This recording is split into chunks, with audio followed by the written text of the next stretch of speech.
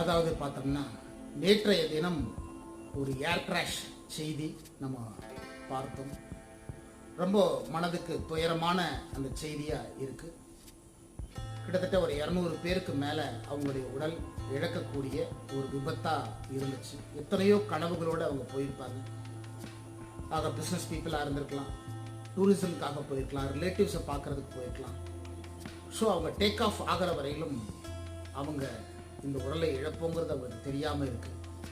ஆக நாம் எடுக்க வேண்டிய லெசன், இந்த உடல் நமக்கு நிலை இல்லை அப்படிங்கிறத மட்டும் நம்ம புரிஞ்சுக்கணும். இருக்கிற வரையிலும் நாம் ஒவ்வொருவரையும் ஒவ்வொரு உயிரையும் கடவுளாக பார்க்கணும், அன்பாக அவங்கள நேசிக்கணுங்கிறத மட்டும் நாம் தெரிஞ்சுக்கணும். ஆக காலையில் தியான யோக பயிற்சிகள் நாம் செய்ததுக்கப்புறம் 1 நிமிஷம் பிரார்த்தனை, உலகம் முழுவதுக்கும் இருக்கக்கூடியவங்க எல்லோரும் நல்லா இருக்கணும், பூர்ண உடம்பு ஆரோக்கியத்தோட, ஆக நீண்ட ஆயுளோடு அவங்க வாழணும், இந்த பூமி புண்ணிய பூமியாக மாறணும்னு சொல்லி உலகம் முழுவதுக்கும் இருக்கக்கூடிய அத்தனை பேரும் நாம் பிரார்த்திக்க போகும்போது இந்த பிரார்த்தனைக்கு ஒரு பலம் கிடைக்கும்.